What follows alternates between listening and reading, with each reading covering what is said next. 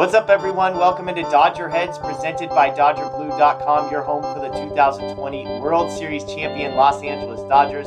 My name is Jeff Spiegel, joined as always on Mondays by Daniel Starkand. Daniel, the way this past week started, I wasn't sure what the tone of this show was going to be. They lose 4 in a row, but they salvaged the week by winning 3 in a row against the Cubs. It's a big question, but how are you feeling about the Dodgers today versus maybe 3 days ago? Yeah, definitely a lot better today than after Thursday night, was it, when they got no hit? I'd say that was probably rock bottom of maybe the whole season. Yeah. I don't know. That 5-15 stretch was pretty bad, but getting no hit by Zach Davies and a few relievers, it doesn't get much worse than that, and especially coming off the sweep of the Padres before that. So definitely a lot better now, coming off 3 wins. It's good to get to see a walk-off win. Yeah. That was the Dodgers' first of the season, so hopefully there's a lot more of that to come. So yeah, feeling good.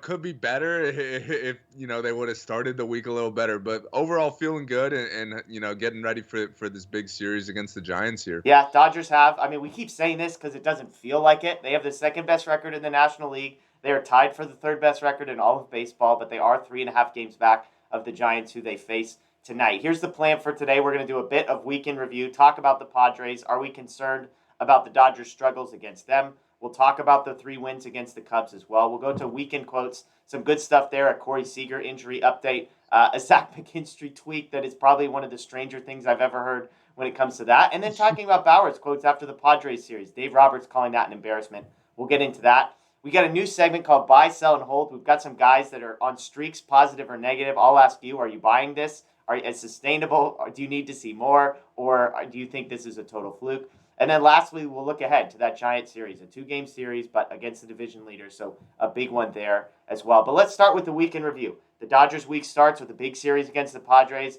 You and I previewed the week. We were excited. Hey, this is a big series. The Dodgers, they get swept in San Diego. They score 7 runs in 3 games. They allow first inning runs to the Padres in all of them, home runs in all of them. They've lost 7 of 8 to the Padres now. So I guess the simple question to you, Daniel, how concerned are you of the trend in which I think the Dodgers won their first 2 against the Padres and have now lost 7 of 8? Is this a fluke? Is this a trend? Or are you seeing something when these two teams play that feels like sustainably bad on the Dodgers end? I'm not too concerned at all. Like, obviously, you want to beat the Padres. Not only are they the team, that's kind of up and coming and coming for the Dodgers title of NL West division winners, but they're also, anytime you're playing a team in the division, the game, we've talked about this before, the games basically count for double. So because the Padres are right behind you in the standings, you want to win those head-to-head matchups to either keep that gap or even widen it. So that definitely wasn't ideal. Like, I think going into that series, the Dodgers were like 4 games ahead of the Yeah. Padres, and is actually like a pretty comfortable lead, and they just kind of let the Padres right back in it with 3 straight wins. So that wasn't ideal. But as far as the winning 7 of 8 or whatever, I'm not too concerned about that. I don't think the Dodgers have had their full lineup for any of those games. And they've been missing key players all season, whether it's Cody Bellinger, Corey Seager, both of them. Yeah. Max Muncy missed some time. So I think because of that, it's not a huge deal. We saw in 2017 when the Diamondbacks pretty much own the Dodgers, down the stretch in the regular season. They meet up in the NLDS, and we saw what the result was there. It was a sweep. And same thing with the Padres. I wouldn't say they owned the Dodgers in the regular season last year, but it was a lot of back and forth. Yeah. They thought it was their time, and then once the postseason came around, yet another sweep. So I'm not, too concerned at all. I know the Dodgers have the ability to turn it on when it matters most, and we're not even close to it mattering most, in my opinion. Yeah, I was going to save this, but I'll throw it now. I'm curious. Bauer, after the series, he says his quote about when asked about it was, "They're good. We know they're good. They've got a lot of talent in that lineup, a lot of talent in the pitching staff. They're a good team. They absolutely kicked our butt from an intensity standpoint. I'll PG that up there. They came to play and we didn't. That's what happens in baseball. You come out, you try to attack the other team and try to win. When you don't have that mindset, then you get rolled. We got rolled." So Bauer questioning the intensity of the Dodgers. I don't take this as like a call out. I think he's just an Right. honest guy, and he's looking and saying, hey, we weren't up for this the same way they were. He said, when you don't have that mindset, you get rolled. We got rolled. Do you buy into that? I mean, I know it was in San Diego. They had a full house, so obviously there's a little bit of home field advantage, but I mean, and if I'm being honest, watching the game, you and I think talked about this, it did feel like one team definitely wanted it more. Now, I will put the caveat. I heard Charles Barkley in an interview this past week. I think it was on Chris Long's podcast, and he was like joking about how much he hates the phrase "they wanted it more." He's like, "Do you really think these guys go out there and don't want it? Like everybody wants to Mhm. win. There's not teams that want to win more." But how do you make sense of the fact that there did feel like a different intensity on the Padres side? Was it because they got ahead early and the Dodgers just sort of were behind the eight ball all series? What do you make of not necessarily Bauer's quote, but the idea behind it, this intensity, this mindset that maybe the Dodgers were lacking? Yeah, I'm not exactly sure the reason for it. Like, I think at least, us and as fans, we're super pumped up going into the series. We knew it was a big one. And I know obviously the players know the same thing as well, but at the same time, they didn't exactly play like it. And I'm with Charles Barkley. I'm not going to say one team wanted it more because obviously anytime you step on a field, Yeah. you play to win. Like, it's not like you're out there to lose. You're like, oh, we don't care about today's game. Like, we'll just half-ass it or whatever. And see what happens. No, it wasn't that, but I definitely think there was some more intensity from the Padres side, and maybe what that was because they jumped out to early leads in all three games. Like, Yeah. it's definitely easier to be rowdy and pumped up when you're jumping out to early leads, especially with home runs, which they hit in all three games in the first inning. But I think we've seen that kind of overall from the Padres more, this season. For some reason, when they play the Dodgers, that's like their World Series. And I'm not saying that's a bad thing by any Yeah. means, but I think it's very clear that they don't like the Dodgers and they want to beat the Dodgers. And when you look, they've won 7 of 8, 7 of the last 8 against the Dodgers, yet they're still behind them in the Yeah. standings. So that just shows that they're obviously not getting up for these other teams as much Interesting. as they are for the Dodgers. So I hope at least this series made the Dodgers realize that a little bit, and maybe they'll be a little bit more prepared. The next time they play the Padres. I think Justin Turner had a quote where he said something like, "We'll be ready next time."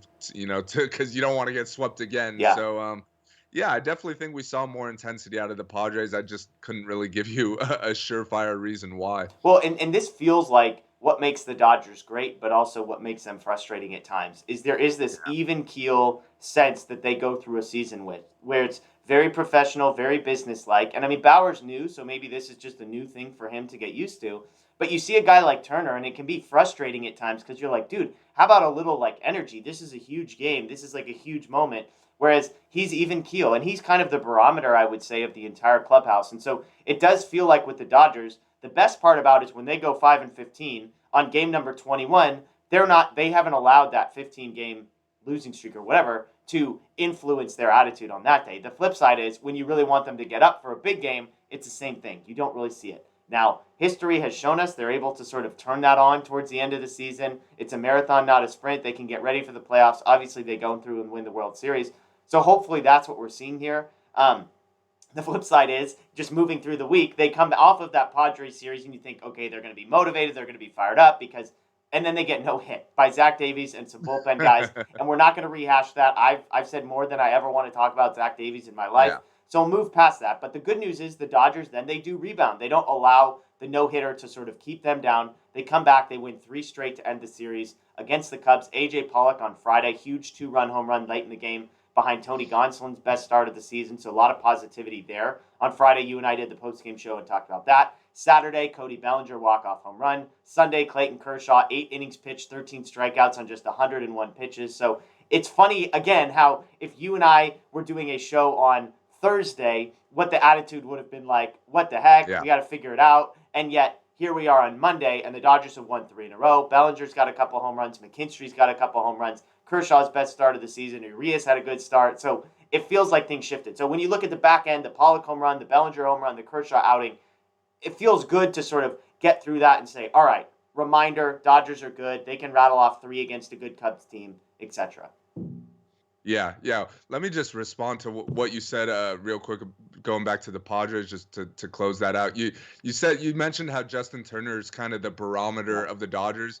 I kind of felt on the other side like Manny Machado's kind of the barometer for the that's a Padres. great Like point. his energy, they kind of go with him, and he definitely seems to play harder when it's against the Dodgers compared to other teams. Yeah, I've tweeted on multiple occasions now that I've seen him hustle more in some of these regular season games than he did in World Series games when he was on the Dodgers. So I definitely think with him in particular, he definitely wants to beat the Dodgers a lot more than other teams, and the rest of them kind of follow. Yeah. Um, but yeah, now onto the Cubs series. I think the best thing about that was we just kind of saw some clutch hits late from the Dodgers, which we haven't, as good as the Dodgers have been this season, we haven't seen a Yeah. whole lot of that. Like I feel like a lot of their wins, they've kind of jumped out to big leads or whatever, and then just kind of cruised to victory. Like we haven't seen that. We've talked about their record in one-run games, and it's not great. Like we haven't seen a lot of those late clutch hits Yeah. with runners in scoring position, whatever it is. Like we haven't seen a whole lot of that. And then this weekend we saw back-to-back games where it was a late clutch hit that won it for him with Pollock's home run, which on Friday night after on the live show, I said that was his biggest Yeah. hit as a Dodger. The more I've thought about it, the more I actually, believe that. I couldn't really think of anything else. So that was huge. And then Cody comes back the next night with the walk-off. That was huge, not only for the team but also for him personally. Like he's talked about how he hasn't really felt like part of this team this season just because he's been injured so much, and the few games he has played, he hasn't really been able to Yeah. contribute. So for him to hit that big walk-off home run, that was huge for him personally. And we saw it was kind of the start of something potentially, because he comes back the next day and hits another home run. So it's good to see the Dodgers getting some clutch hits, which they haven't been able to do a lot.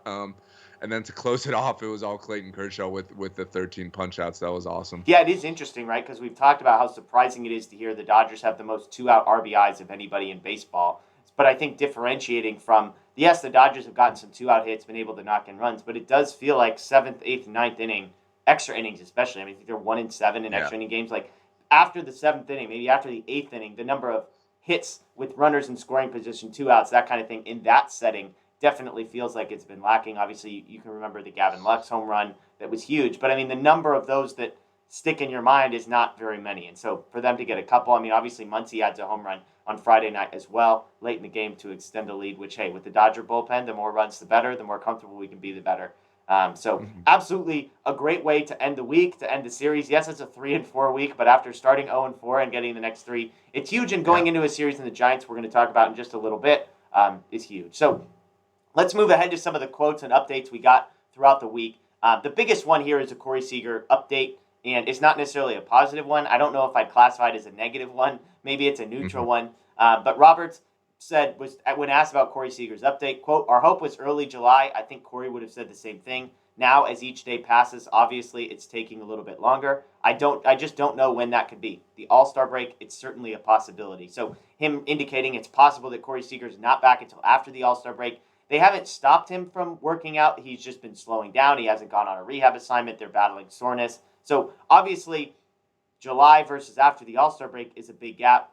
Is this a big deal for you when it comes to the Dodgers? Or, I mean, obviously it seems like you just let this take as much time as you want because the Dodgers' aspirations are much bigger than winning some games in July.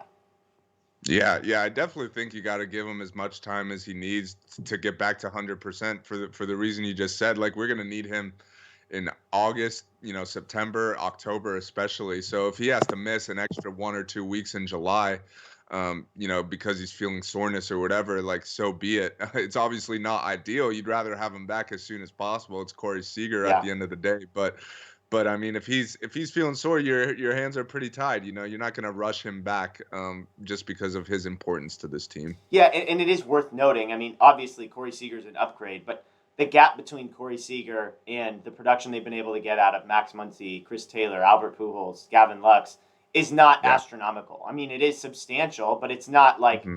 the Dodgers are just treading water until Seager gets back. I mean, they've got guys who are competent that they can platoon and guys who have been. I mean, obviously Chris Taylor's been arguably, up besides Max Muncy, he might be their second most valuable hitter. I haven't looked at WAR in a little bit, so he's been fantastic. We know Gavin Lux has been really solid. He took the walk before the AJ Pollock home run that Dave Roberts made a point to say, hey, that's an 8-pitch walk, pass the baton, and then Pollock makes it a 2-run game. So that's the good news is the Dodgers aren't desperate. I mean, they have the second best record in the National League. They are not desperate for Corey Seager to get back, especially a guy with an injury history like his. Definitely wise to wait, which obviously the Dodgers are doing. Next one here, this is an interesting one. I'd love to get your reaction to this. Zach McKinstry was asked how long it took to feel good post-injury. He hit a couple home runs. He said this, quote, "Actually, I was closing my eyes on contact, which is wild to think.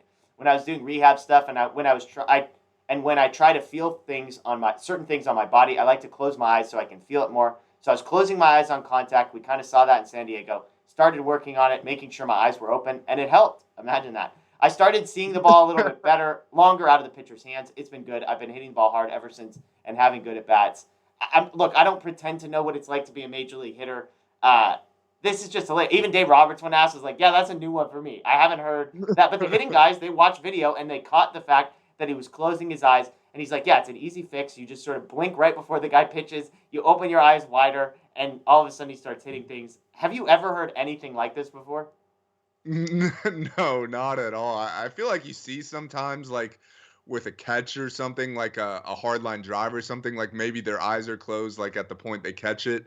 But I've never seen it in the batter's box. Like I don't hitting in itself is hard enough. Like could only imagine how Yeah, hard it is with your eyes closed. Like especially with all the late movement you see from pitchers yeah, today. Like you might think it's a fastball and then like last second it's a cutter or a yeah. slider or something. And if you're blinking or closing your eyes, it's not going to lead to a whole lot of success, which is I think what we saw with McKinstry when he first came off the DL. So yeah, it's good to know he's opening his his eyes when he swings now. That's definitely a huge Yeah, positive. and I mean, obviously, it sounds like that was post San Diego. He's hit 2 home runs since. He says he's hitting the ball hard. So maybe even if it's just a placebo effect to make him think something Yeah. has changed, it's working. So we'll talk a little bit more about McKinstry and sustainability in a moment. But I thought that was a fun quote. Two more here. This was an interesting conversation. Dave Roberts, after playing the Padres, was asked about the shift. Obviously, Manny Machado, in the context of being able to shift players, he might be the most valuable defensive player in all of Major League Baseball, the way that he plays shallow right field, etc., etc. Dave Roberts said this. Now, noting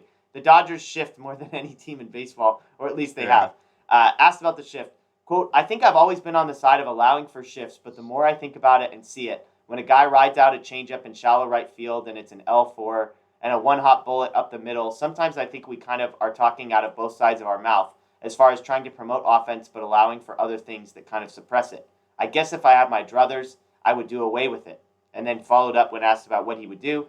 Two guys on each side of second base, or no one can get in the grass, and you've got to have three guys on the dirt if you're going to be on the other side of the infield. So fascinating. I saw Padre fans coming at this like, you've got to be kidding me. Dave Roberts, of all people, saying this. And I have to be honest, I think they have a point. Like, for Dave Roberts to be critiquing the shift after what Manny Machado, and he never said Machado's name. It's hard to imagine that those two things weren't related.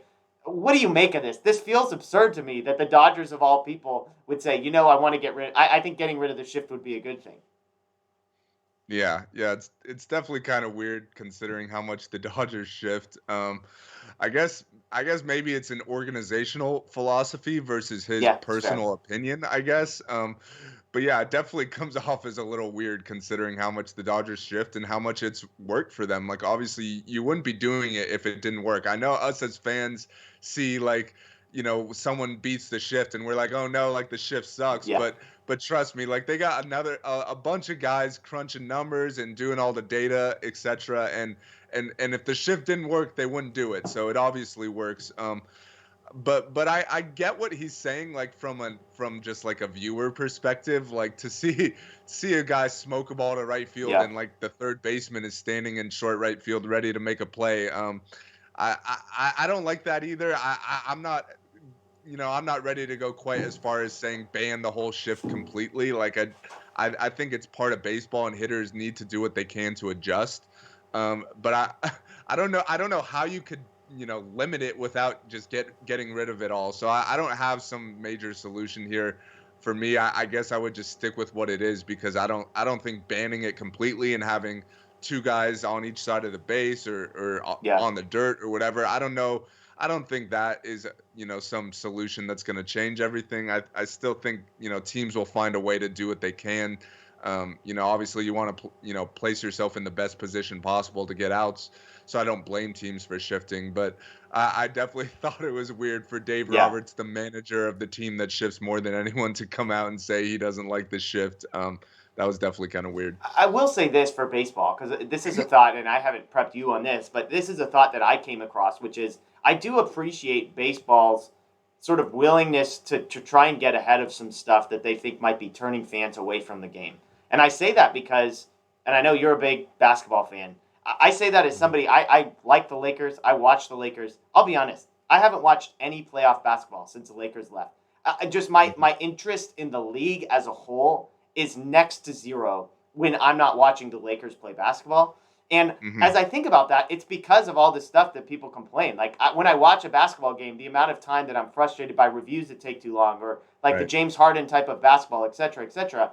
And it's one of those things where basketball has not made nearly enough of an effort, in my opinion, to get rid of that stuff, if they've even made any effort at all. And so when I think about the shift and I think about my approach to basketball, I know I'm a diehard when it comes to the Dodgers and when it comes to baseball. And so I'm going to keep watching, even, the low scorer numbers, whatever. That stuff doesn't like turn me off to the game. But thinking Hmm. big picture, I understand why baseball would want to have conversations. And when I think like that, I do think something like the shift makes it really challenging for fans because A, it adds to unpredictability as far as you don't really ever know where guys are going to be. So when the ball's hit off the bat, you might think it's a hit and then you're disappointed because it's not, because they have three guys over there. So I do wonder whether banning the shift is actually something that baseball could do. And to Robert's point, there, compared to like the sticky substances, there are black and white ways to make it clear.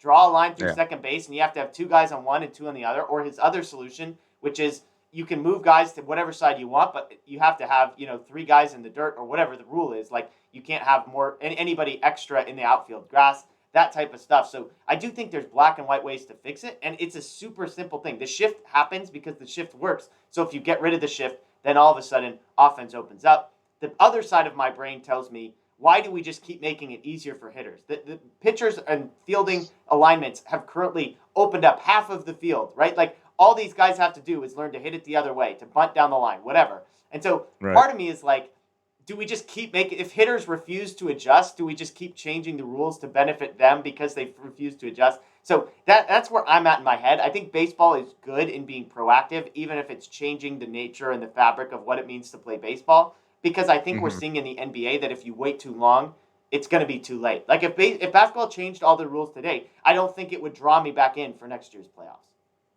Yeah, yeah. I wish I had some like crazy opinion whether I love or hate the shift, but I really don't. So I'm with you. Like I'm gonna watch no matter what. I'm a diehard baseball fan. So whether they have the shift or not, I'm still tuning in. I haven't spoken to anyone who's like kind of a fringe fan and would watch more if they ban the shift or the opposite or Yeah. whatever. I haven't spoken to those people. I'm sure they definitely exist. I get like aesthetically like you definitely when a ball gets smoked up the middle like you just in your head we've taught to just assume it's a hit Yeah. and now with the percentage of shifts that's not the case anymore so that kind of sucks but I think as far as like overall quality of play, like I don't think the shift affects it too much. Like there probably would be some more offense if they ban the shift, but I don't know if like an extra single here and there is really going to change. Like it's not going to be wholesale changes by any means. I don't know if that's going to get people to necessarily watch more that weren't already doing so. It's probably a conversation that the league is going to have. Like we've seen them make some pretty wild Yeah. changes just for the sake of saving 2 minutes for pace of play or whatever, like in hopes of gaining more fans. So if they feel they'll gain even, one extra fan from banning the shift, they'll probably at least talk about it. The new CBA's coming up, so that's Yeah. probably will be a big topic of discussion. But for now, I guess we're just gonna have to live with it because they already made one in-season Yeah. change with the sticky season stuff. I know they're not gonna do that with the shift, right here in the middle of a season. Yeah, and I guess I should. My thing on shifting is I don't think anybody has strong opinions on the shift specifically, but I think what I've learned in basketball is I for the longest time I probably couldn't put my finger on what it was about the league and watching a random game that I didn't like. And so Hmm. it's less about like, oh, people in my life who like hate the shift and that's why they're not watching baseball. It's more about I think just like there's little things that nobody has a strong opinion about the shift, but I think everybody has a strong opinion about not wanting to watch a game in which there's 8 walks and 3 base hits and 14 strikeouts. And so Yeah. anything you can do to change that, I think around the margins is simple, and so that's what it was for the shift for me. But we'll see. I mean, obviously it's interesting because Dave Roberts says it. It's comical because Yeah. the Dodgers shift more than any. And again, the Dodgers shift because it works. So obviously there's something to Right. taking it away. As Dodger fans, though, that would be a disadvantage for the Dodgers because the Dodgers do it better than anybody else. Last one here on the quotes of review in the week. Dave Roberts, when asked to sum up the 3-game sweep to the Padres, the no-hitter against the Cubs, I think embarrassment, he says. If I could sum it up in one word, no one likes to lose, but to lose 3 on the road to a division rival and then come home and get no hit, that doesn't make anyone feel good. I think the word embarrassment probably sums it up. I was grateful to hear this because I called it an embarrassment multiple times in the video I recorded, and I was like, is this too harsh? Is this too much? So to hear the manager confirm that, I mean, there's not a whole lot to say, but does embarrassment feel too strong? Does it feel too light? Does it feel just about right in your world? I'll say the sweep to the Padres. I don't know if embarrassment is the word I'd go with for that. Like that was just they just got beat. Like it happens. But I'd say that the combined no hitter with Zach Davies and a few Cubs relievers, I'd say that was definitely embarrassing. Like yeah, especially as an offense that scores as much as the Dodgers, like top 3 in the league, to get no hit by a guy who has I don't know if he has the worst ERA in baseball, but he's definitely up there as one of the worst ERAs in baseball. That I'd say, yeah, that was pretty pretty embarrassing. Yeah, fair enough. Fair enough. All right, well, let's go into a new a new what segment that I want to talk about. Buy, sell, or hold. I want to talk through some guys on the Dodgers that are on a streak, positive or negative, and you tell me, are you buying this as sustainable? Are you selling it as sustainable? Are you holding, hey, I need to get some more information? So the first one I want to talk about is Cody Bellinger. Since being activated, he's 3 for 11. He's got 6 walks, and he's homered in 2 straight games. This is a guy who struggled. Obviously, he's missed a bunch of games. He's got 73 at-bats total on the season, so we're talking about a small sample size. But when you look at what he was doing prior to going down, it was really, really bad. I mean, he was like a 200 hitter, it felt like, before going down. So when you look at Bellinger, 3 for 11 with 6 walks and 2 homers since being activated, is this a sustainable pace for Cody Bellinger in your mind? Yeah, I'm buying Belly. I mean, just because of his track record, this is a former MVP, former All-Star, former Rookie of the Year that we're talking about. Like, he just needs. For me, with him, it was always he just needs to be healthy and get some at bats. I think the biggest thing that makes me buy in is the walks. 6 walks is outstanding. Obviously the 2 homers are impressive, and that's what you want to see from a home run hitter like him. But the fact that he's taking, more walks than he usually does shows he's starting to see the ball a lot better. So that's obviously a good thing. Well, hopefully he could stay healthy. That's the main thing for me. Like he hasn't been healthy all year. It's been one issue after the other, whether it's the shoulder, the leg, with the hairline fracture, then the hammy, I think it was. So it's kind of all over the place. So you just hope he could stay healthy. But I'm definitely buying into him at the plate just because, that's who he is when he's healthy. Yeah, and the home run's coming off the Cubs bullpen, which is the best bullpen in baseball. So it's not like we're talking about, he homered off of Zach Davies and, some of these guys. It's like, no, he's homering off a really good bullpen. Now, I mean, obviously we're not talking about, he didn't homer off Craig Kimbrell necessarily, but he did homer off some good pitching out there. I'm with you. I think the walks is the big thing. I mean, to have reached base 9 out of 17 times since coming back is remarkable. And then to be doing that with the power as well, right? That's the combo. It's one thing if you're walking a lot, but can you also then capitalize on when they are throwing strikes? If he can keep that up, it's going to be super important for the Dodgers, obviously, to continue the momentum here. Next guy. Yeah, and also real quick, we also saw him steal a base. We've seen him make some nice catches in center. So I think it's clear that he's the healthiest he's been all year. Yeah, and the one non-home run hit that he has was the first one the Dodgers got to break up the 10 or 11 innings since they had gotten ahead. Right. So shout out to him for that. Next up is Zach McKinstry. Opening his eyes while he swings a baseball bat, Zach McKinstry. He's 4 for 11 in the last 3 games. He's got 2 home runs as well. Are you buying or selling that Zach McKinstry is back to beginning of the season form, or do you need some more time and you want to say hold here? Yeah, I'm buying that he's back to being good enough to play his role. I don't know if he started off the year as like the favorite for Rookie of the Year, and I tweeted yesterday like Zach McKinstry, Roy season back on ? And I was kind of joking a little bit. I think it's probably too late to get back into that mix, but I'm buying that he's perfectly adequate to play his role as a utility man. That's probably not playing every day, but playing half the time or whatever. Obviously, if he's hitting grand slams, that's a huge plus for this team. Yeah. And he also hit another one, another homer. So that's 2 homers. That's great to see. I'm not exactly buying him being a 30 homer a year guy, but I'm definitely buying him being, good enough to serve his role. Yeah, for me, it's a hold on McKinstry. I just need to see more. It's a small sample size. I believe the opening of the eyes thing, great. It's a great story. It explains something, right? You're always looking for, okay, if a guy goes from really bad to really good, I need something that explains the shift for me to believe that the positivity is going to continue. He opened his We eyes. opened his eyes, so we have that. I believe in that. I'm like you. I mean, what's the expectation? Like, if am I Yeah, expecting him to hit 320 to 25 home run pace? Probably yeah, not. But who knows? I mean, maybe the pace he was on at the beginning of the season was about that, yeah. and that wasn't like a 3-game sample size. So this is more in line with what he was. So the question is this real? Is the slumping Zach McKinstry real, or is the answer somewhere in the middle? I've got to say hold on that one. Need some more sample size there.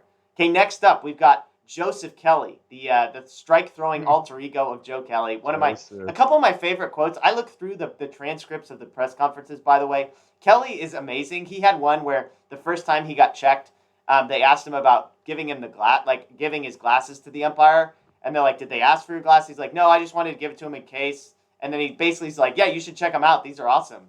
So, and then we get Joseph Kelly, which is something he came up with. It's the strike throwing alter ego of Joe Kelly. Last 5 appearances, no hits allowed in his. That's a 4.1 inning pitched stretch. His last 10 appearances, 9 2/3, 1 earned run, 4 hits, 2 walks, 11 strikeouts. He touched 100.5 miles an hour on Saturday. Are you buying, selling, or holding on Joseph Kelly being as good as we've seen over the last couple weeks? Yeah, I'm a hold on this one, but I will say I am optimistic. You just mentioned he was touching 101. That's the hardest we've seen him throw. I Yep. think it's clear he's finally healthy, which hasn't been the case for, who knows how long. We're not really sure. But I think it's good to see him healthy. I'm not sure how sustainable his strike throwing is. We know how erratic he usually is, and which that's fine. As a reliever, sometimes being effectively wild is a good thing, Yeah. especially when you're throwing that hard. But he's been on the money his last, Yeah. 5 times out. He's looking like a guy who could potentially be a high leverage guy. So I will say, even though I'm holding and optimistic, I'm not quite at that level yet. I just got to see more. I think with him, he hasn't proven to be consistent at all. In Yeah. his time in his 3 years with the Dodgers. So that's what's holding me back. I just got to see it for longer. I can't believe I'm saying this, but I think I'm buying Joe Kelly. I mean, when I watch Wow. him, I thought you were gonna no, not sell. selling, not selling, not holding. I mean, I just when I watch him, it passes the eye test for the first time. And like we know this stuff has always been there, but the way he's missing bats, the way he's dotting corners, the way he's just throwing strikes, and he said like, look, it's not that every pitch I throw has to be in the strike zone. It just has to look like it's in the strike zone. And you Right. see the variety of pitches that he has. He's got a changeup now. He's got the breaking ball that he could throw 12 straight breaking balls when it's on, and nobody can hit that. When he's throwing 101 with movement and dotting the outside corner, like the sample size is there. I mean, 10 appearances, 9 2/3 to have 1 earned run, 6 base runners, 11 strikeouts, no hits allowed. I mean, because the thing with him has always been you see the stuff, right? Like some guys go up there and, you know, Nate Jones, for example, like when you would watch him, it's not to say that like I was expecting him to be terrible, but you also would watch him and you're like, I mean, I don't know how sustainable it is to be sitting in the mid 90s and just get this done. Whereas with Kelly, it's like this guy throws 99, 100, 101. He's got a breaking ball that's nasty. Like you just could never figure out why it hadn't been put together. I see the confidence. Dave Roberts has indicated that he's gone through some health stuff in the past year, year and a half, and that he's finally healthy. People don't understand what he went through. It's kind of the angle. Now, the flip side to all that is like it's not like we just have one bad year of Joe Kelly. It's kind of a career's worth. Like he's gone through stretches where he looks like this, and so I don't know. I just when I watch him, it passes the eye test, and I think he's moved himself into the back end of the bullpen conversation. If not, like I mean, I was almost going to ask you how many relievers right now you trust more than Joe Kelly, and I think my answer is one. I think Jansen's the only guy, and I know Wow. again I'm low on Trinan, Wow. you're high on Trinan, but just the what he has been able to do. He's the fireman. He's the guy who comes in when there's 2 guys on base and he gets out of it. He's giving them multiple innings. He's pitching across like ending one inning and starting the next. So I can't believe the shift that I've made on him, and I try not to overreact. But again, we're not talking about 3 good appearances. We're talking about 10 really good appearances. So who knows? I don't know. I'm sure you're shocked by everything that I just said. I'm very shocked. I honestly don't even know how to respond. I guess if he gives up, 4 or 5 runs in his next outing, Yeah, everyone could come we back do. on All we do. our YouTube page and throw some blame your way. But hey, you kind of convinced me a little there. Like you everything you said was right. Like he's been throwing it really well. I think for me, I just need to see it Yeah. more. Like I know 10 innings, like that's a pretty good sample for a reliever. Like that's almost like that's a month It's like time a 40 probably. game sample size for a hitter. Yeah, exactly. But I don't know. It's just at the end of the day, like in my mind, it's like, oh, it's still Joe Kelly at the end of the day. I know Joseph has looked awesome. We just don't know if we're going to be getting Joe or Joseph on a given day. But you definitely convinced me a little bit, and I'm not denying he's been awesome recently, Yeah. and I just hope it could continue. I mean, so you've got Trinan ahead of Kelly. Who do you trust more Yeah. between Kelly and Jimmy Nelson right now? I I was thinking I still think I have Nelson above him. But then right after that, I'd say like him and Gonzalez are like tied Yeah. for that fourth It's spot kind in my yeah. in I mean, my eyes. Nelson had like one of his poorest outings of the season. His last time Yeah, out, Gonzalez has been so it's kind of like a stock up and stock down scenario where Kelly is right. trending in the right direction, and it's always hard to compare like this guy who was way higher and who struggled Right. versus a guy who was really bad who's on the up. Like, how do you navigate those Mhm. things? I'm with you. I mean, I think those five in some order, but man, I've been impressed by Kelly. Okay, a couple more here. These could be quicker. Julio Urias.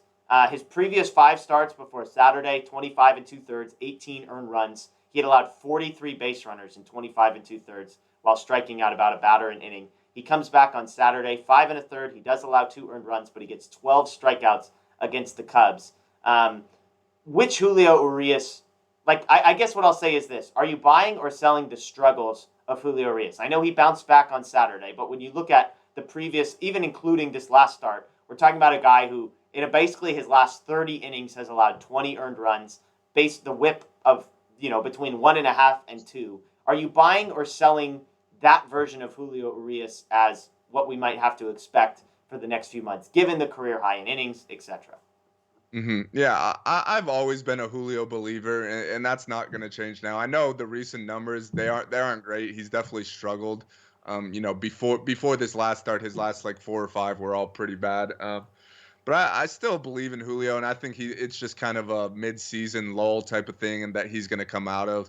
And I know he's reached a career high in innings, but there's no sign of injury. Like his velocity has stayed up, so I don't know if fatigue is the reason for that. I don't know if maybe not using sticky substances that could also be a reason, and maybe it'll just take him some time to get back adjusted to not using. I'm not accusing him or anything, but I think we've seen a lot of pitchers league wide, pitching numbers have gone down, spin rates have gone down since they cut out the sticky stuff. So I think we'd be, naive to not at least point out that could be a factor here. But at the end of the day, I still believe in Julio. I liked what I saw from him in his last start. 12 strikeouts. Yeah. I think that was a career high, if I'm not mistaken. So that was great to see. I know he gave up a couple runs, but that wasn't a huge deal by any means. Unfortunately, the offense couldn't really, they had some opportunities that they couldn't add on to an early lead, and that's why it ended up being close at the end, and Julio didn't get a win. But I thought he pitched really well. He's been consistently at least been getting pretty deep into games, which I think was kind of a struggle for him early in his career. So I definitely think he's matured, and I think he'll come out of this little struggle patch. And he'll be better for it. So, like I said, I'm a Julio believer. I'm buying that he's going to be better moving forward. First, let me clean up our bullpen. Apologies to my guy Phil Bickford. How I couldn't possibly mention him as one of the back end guys that we trust the most. His last 8 2/3 over his last 6 appearances, 0 earned runs, 4 hits, He's been great. 3 walks, and a boatload of strikeouts. 12 strikeouts in his last 6 appearances. His ERA that peaked at 5.63 after his rough outing against the Rangers is now down to 2.7. So shout out to Phil Wow. Bickford there. Back to Urias. Pick.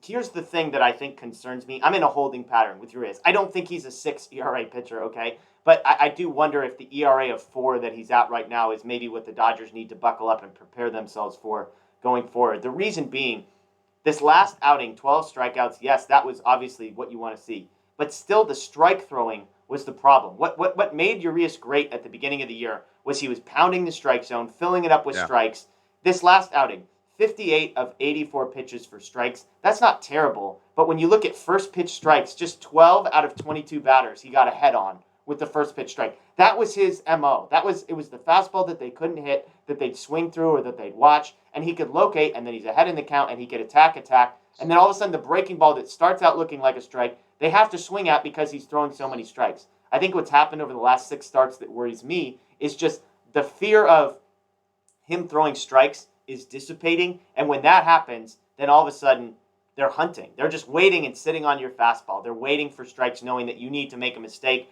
in the middle of the zone to get back ahead. And so I think that's the issue. Let me ask you this, Daniel. 4.00 ERA. Urias is basically there. I think 3.95 is where he's at. Does he end the season below or above 4.00 ERA in your estimation?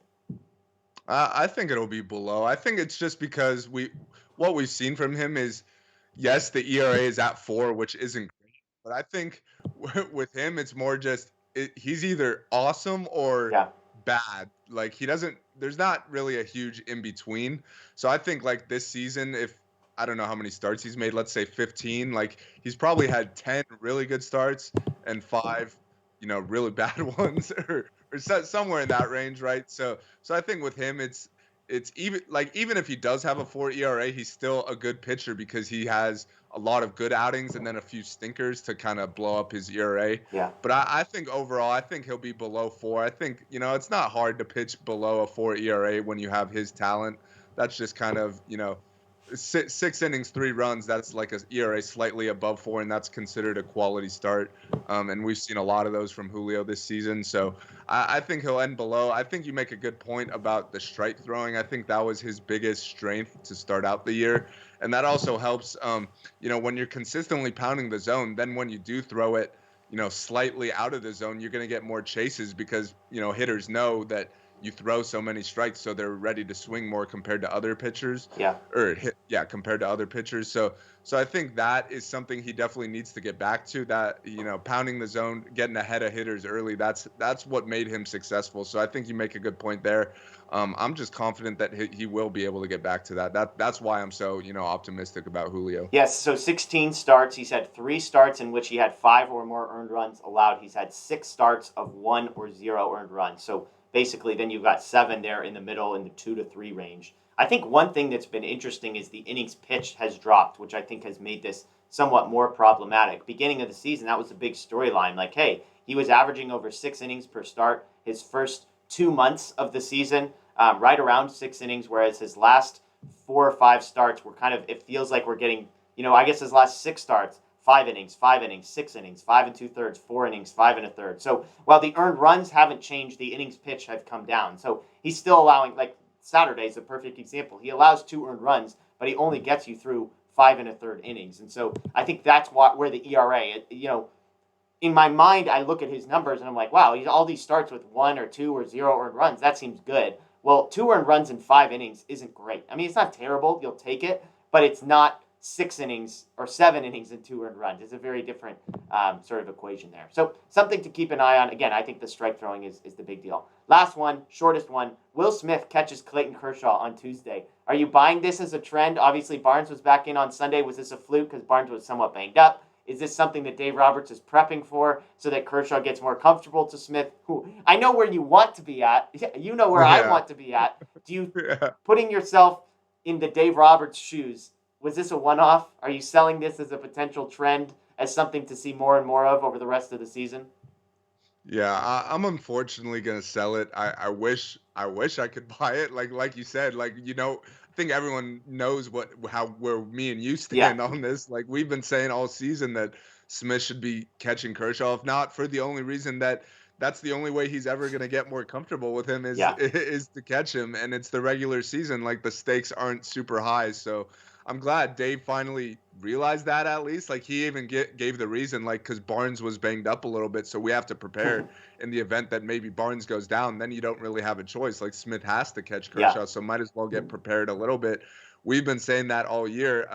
I wish it would continue going forward, but like you said, we already saw Kershaw takes the mound last night, and it's Barnes back there again. So I'm not super optimistic here that we're going to see a lot of Smith catching Kershaw moving forward. But even if we see it a little bit, like I think he's caught him twice now this year. Yeah. Like if we could get that up to 5 or 6 times, that'd be nice. Ideally, it's more, but it's better than nothing, I Yeah, guess. it did feel like, and maybe this is me optimistically, big Will Smith guy, wanting to believe this, but it did feel like the door was cracking open just a tiny bit there. Because, I mean, look, when you look at the playoffs, I get resting guys in the regular season. Will Smith needs to be in the lineup every single day in the postseason. And we know Clayton Kershaw is going to be pitching every 3 to 4 days for the Dodgers. And so I Right. hope that they're getting prepared for that because, look, Austin Barnes, whatever you think he is. Like Dave Roberts on one day is saying Will Smith has to be in the All-Star game. He's one of the 3 best catchers in the National League. No questions about it. And then here he is playing Austin Barnes, less and less, to be fair. Less and less, but Yeah. still in there on Kershaw. So, And I also think it wasn't as big of a concern last year, like the Barnes Kershaw thing, because they had the DH, yeah, and like it's like, all right, ideally Smith is catching Kershaw and you have a better DH, but worst comes to worst, you could have Barnes catching and then Smith could just DH. yeah. But that's not going to be the case this year, in the NL portion of the postseason. So I definitely don't want to see Will Smith on the bench for any postseason game, so Barnes could catch Kershaw or whoever Yeah, else. and I mean, it's without question that Austin Barnes is and will be the worst hitter that the Dodgers have on their roster at all times. I mean, you Yeah. look at like Beatty, Pujols, even Tsugo, if they think he's going to come back and be a contributor, that seems questions about, he's still in AAA. And so I think that they're sort of, oh, yeah, he'll be back at some point. But I don't think him getting DFA'd is out of the realm of possibilities if things don't fix Yeah. down in AAA. But regardless, McKinstry, I mean, when Seager is back, like, all these guys, Pollock and McKinstry will basically be everyday bench players, as will Beatty and Pujols. And so the idea of starting Barnes over, while those guys sit on the bench is crazy. So, okay, let's look ahead then. Tonight, Monday night and Tuesday night, huge series against the Giants in LA. Giants have won 10 of their last 12. The Dodgers swept the Giants the first time they played in San Francisco. The Giants came back and won 3 out of 4 in LA a few days after that. It's a battle of very similar teams. The number 3 and number 4 ERAs in baseball. The Giants have the best road ERA for what it's worth. And then the number 3 and number 5 offenses in baseball as well. So you've got 2 of the top 5 offenses, 2 of the top 5 pitching staffs as well. Let's go game by game. Tonight we've got Bauer versus DeSclafani. DeSclafani has allowed 27 earned runs in 87 innings this year. He's got a 2.77 ERA. 12 of those runs came in 7 1/3 against the Dodgers. He, of course, allowed 10 earned runs in 2 2/3. So if you take that off, it's pretty remarkable. The guy has a 2.77 ERA on the season. Here's some ridiculous splits for you. His last 3 starts, he's got a .43 ERA.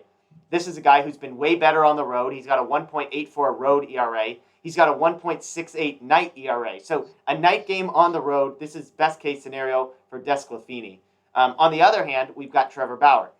We know, the numbers are very, very good. Well, let me do this. Let me talk DeSclafani first, because then I've got some Bauer stuff on his home run luck. I've got a quote and some numbers there to throw at you. But against DeSclafani, this is a guy they shelled, and yet a guy who, outside of that game, is about a 2.00 ERA pitcher. So for the Dodgers offensively, what are you expecting tonight against him, against the Giants bullpen? Are you expecting 4 or 5 runs, or do you think they're going to have trouble scratching runs together? Yeah, like you said, he's been awesome this year outside of that one start against the Dodgers, which was in San Francisco. So I think he'll be good again. He's the Dodgers offense, even though they've been better the last few days, they're not. I wouldn't say they're rolling No, by any means right now. scraping it together. McKinstry took a good swing and hit a grand slam yesterday that kind of gave them a lot of runs. But even outside of that, in Belly's home run, like it wasn't like they were just tacking on Yeah. runs late. I think they added like one more run, but outside of that, they didn't do anything the last 7 innings. So I'm expecting a low-scoring game. It's a matchup of 2 Reds teammates from last year. I think Bauer and DeSclafani are pretty good friends. So I'm expecting a low-scoring game. That's just kind of what I expect for any Giants-Dodgers game. I feel like that's how these 2 teams play each other. It's always tightly contested. It's usually low-scoring. So I'm expecting more of the same. This series is arguably, the Giants' 2 best versus the Dodgers' 2 best, in my opinion. Yeah, absolutely. On the other side, we have Trevor Bauer. The storyline with him, outside of the sticky stuff conversation, has been the home runs. Here's a quote from him. I have the worst home run luck in the league. Seems like every time I make the smallest little mistake, it leaves the yard. I don't know what to do about that. I looked into some of the numbers. He is ninth in baseball in home runs allowed per 9 innings. He's allowing 1.5 home runs per 9 innings. He's 14th in home run per fly ball, so 15.2% of the fly balls that he allows leave the yard. He is the third lowest ground ball pitcher in all of baseball, so only 33% of batters he faces ends in a ground ball. Interestingly enough, Scherzer has the lowest ground ball rate. You would think ground ball rate would be good, but Scherzer has the lowest. Yu Darvish is fifth. So some of the best pitchers in baseball keep the ball off the ground. What's interesting to me is these numbers are very similar to his 2019 numbers. So in 2019, his previous high in home runs per 9 innings was 1.44. His previous high in home run per fly ball was in 2019 at 15.3, basically identical. The ground ball rate is the lowest in his career. So what do you make? I mean, like, he's saying, hey, this is bad luck, it's fluky. I think there's something to that, but I also look at 2019 when he struggled, and the numbers are very similar. So do you buy, hey, I don't know, it's random, it's luck, it's going to correct itself, or is there something more here when you think about Bauer?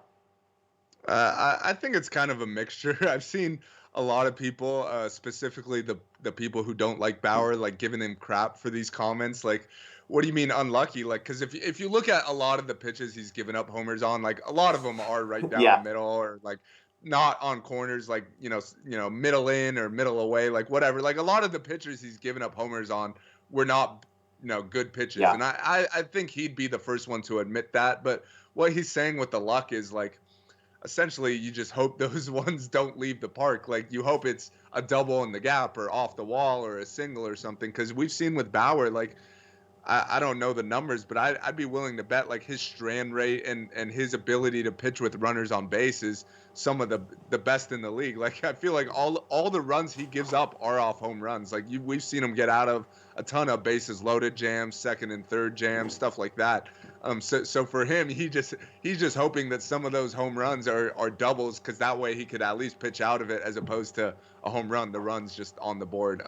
So I get where he's coming from. I don't think luck is the only reason. Like he could definitely pitch a little better, like maybe spot your pitches better, and then maybe guys won't hit it out of the park as much. But I get what he's saying in the sense that you hope that when guys hit it hard, hopefully it just doesn't leave the ballpark. And unfortunately for him, it feels like every time a guy hits a ball hard, it gets out. So hopefully that'll change, but you can't just bank on, your luck changing. Like you got to try to execute your pitches better and spot them, on the corners as opposed to down the middle. Yeah. I was looking at odds for tonight's game. Obviously, Rob and I do previews of the weekend series, so I took a look on the day of. A few numbers that were interesting to me, and they all kind of come down to Desclafani. I butcher that guy's name. Is Desclafani? Is that how you pronounce it? I I think so. I'm not a hundred. Okay, we'll I'm go with not 'Desclafani. 100% It's all right. sure. He's a Giants pitcher, not a Dodgers pitcher. Yeah. But so it kind of depends on what you think you're going to get from him. So the total number on today is over and under 8. Under 8 is basically a tad less than even money. So that's really interesting because if you're buying the .43 IRA, his last 3 starts, the 1.84 away from home, the 1.68 in night games, and you think Bauer is a good pitcher, then the under 8 looks like good value there. His strikeout number is over under 4.5 strikeouts, which seemed incredibly low to me. He's faced the Dodgers twice with just 3 strikeouts in each of those games. So you can get under 4.5 strikeouts for plus 112. So again, if you think the Dodgers are going to get to him, then that number looks like a really good number. The last one, which Yeah. I would never bet money on, I couldn't believe this. The Giants are plus 150 to win this game. The Giants have the best record in baseball. They've won 10 of their last 12, and the That's pitching crazy. matchup is not like completely lopsided except in name value, and yet plus 150. So I'm not That's saying I would crazy. bet it. Dodger fans, calm yourselves. I'm just saying, hey, if you want to do a little emotional hedge and throw some money on the Giants so that even if the Dodgers lose, you get a little bit of money in your pocket there. But that, I couldn't believe that. So I'll throw those numbers out there. Tuesday night, Gossman versus Buehler, as you said, probably 2 of the best pitchers we've got going in baseball. Some interesting numbers here. Mookie Betts has 3 career home runs against Gossman in 37 plate appearances, although the caveat there is I bet That all was 3 of those came in Baltimore. So yeah, that was a different Gossman. different Gossman there. Gossman, like Desclafani, is much better on the road. He has a 1.02 ERA in 10 road starts this season. His last 10 starts, 63 innings pitched, 78 strikeouts, 8 earned runs. Buehler, on the other hand, his last 6 starts, 24 hits allowed in 38 and a third with 35 strikeouts, but he has allowed 13 walks. So still less than walks and hits per inning pitch below 1, but 13 walks his last 6 starts. Got to clean that up. Buehler versus Gossman on Tuesday. What do you like about this matchup? Yeah, this might be the best pitching matchup in baseball this week. I mean, these two guys have both been awesome. We know Bueller's made it through 6, every single start this season, and he's got like a 2.4 ERA. So he's been great, and Gossman has been even better. Like, he's been arguably the best pitcher in baseball by, depending Except on what for metric. non-DeGrom division. Sure. If you consider workload and how many innings he's thrown, you could say he's better than DeGrom because DeGrom's missed some time. But yeah, obviously DeGrom's DeGrom. But Gossman's been awesome, so I'm expecting even lower scoring than tonight in the game tomorrow. I'm actually gonna be at that game, so hopefully I could bring some luck to the boys. But yeah, I'm expecting more low scoring. Those are two of the best right there. Yeah, I mean, you're looking at betting lines and stuff. Like, I'd be fascinated to see. I know for tonight the over/under on first 5 innings is 4. So if you can get a number like that for Gossman and Buehler, it might be 3.5, honestly. But with 2 guys that are going to pitch the entirety of those first 5 innings, basically, that could be an interesting one to watch. Once the bullpens get involved, it's a little dicey just because these teams have seen each other a couple times already. The Dodgers hinted at, seeing Tepera, I think, was the guy they saw 3 times against the Cubs, and basically they kind of lit him up the 3rd time and said, yeah, we've seen the guy 3 times in 4 days. So, or maybe it was 3 times all season. I can't remember what it was, but the point being, once you see a guy a handful of times, it's interesting. So just a 2-game set. Then the Dodgers have a day off. They travel to the Nationals, to Washington D.C. to play the Nationals Thursday through Sunday there. So another important series. I think they're going to get Scherzer one of those games, maybe on Thursday. Although he might pitch Wednesday, I can't remember. But I think they're going to get him Thursday or Friday. So that should be a fun one to match up. See who he matches up against. It might be Kershaw versus Scherzer, honestly. The more that I think both those guys just pitched they both yesterday. pitched yesterday. So, although the Dodgers do have an off day, I'm not sure if the Nats have an off day, but yeah. Yeah, so we'll see. But a big week ahead for the Dodgers. Obviously, these 2 games against the Giants are huge. They are 3.5 back of the Giants, so you got to think we need at least a split. If you win 2, you cut that to 1.5, and who knows, maybe you get a little momentum going on your side. And just sort of reassert yourself, confidence in the clubhouse of like, hey, yeah, we know the Giants have 50 wins. We know the Giants have the best record in baseball. We're starting to question the belief that maybe this was unsustainable. I think at this point, the sample size is getting bigger and bigger and bigger. We're halfway through the season and they're still there. But if you could take two of them at home, you start to sort of puff out your chest a little bit and be like, yeah, you know what? This is still our division. We've won it 7 times in a row. We plan on making it 8. So big week for the Dodgers, Giants, and then the Nationals. Daniel and I will be here for one of those post-game shows. If we do get Kershaw versus Scherzer on Thursday, we might have to do that one. So we'll see. Stay tuned for some info on that. But yeah, big one. What are you expecting? I always ask you. 6 games for the Dodgers this week. 2 against the Giants, 4 against the Nationals after an off day, but they do have to travel all the way across the country. What do you got for us? I mean, 6 games, if you could go 4-2, I mean, you're playing 2 solid teams. Obviously, the Giants have the best record in baseball, so they're a great team at the moment. The Nats, they've been playing well. Like, Kyle Schwarber hits 1 or 2 homers every day, it feels like. And like you said, they're going to have Scherzer going in one of those games. So if you could go 4-2, like, ideally you take 2 straight from the Giants. That would be huge, and then split the 4 games with the Nats. I think that would be a successful week. Ideally you take both from the Giants and then 3 out of 4. Nice 5-1 week. We'll be back here next Monday celebrating, but I'll take 4-2. Yeah, 4-2. I mean, I think it's so hard in a small sample size because you kind of pencil in like we want to win about 60% of our games. Well, 60% of a 6-game series is like 3.5, so you kind of got to go one way or the other. Yeah, I think 3, not the end of the world as long as you don't get swept by the Giants. 4, great. Anything more than 4 is like you're thrilled over the moon with. So definitely. We'll see. Well, Daniel and I will be back with a post-game show later this week, like I said, and stay tuned for that. We'll have some Nationals preview stuff as well. So, Daniel, enjoy your week. Dodger fans, let's hope we can get 4 out of 6. Big one against the Giants tonight. So we appreciate you joining. As always, tell your friends, share the link, subscribe, ring the notification bell. Check out DodgerBlue.com for all the latest. We appreciate you as always, and enjoy your week. The best team holding a trophy high in the air. The Los Angeles Dodgers, champions of the baseball world.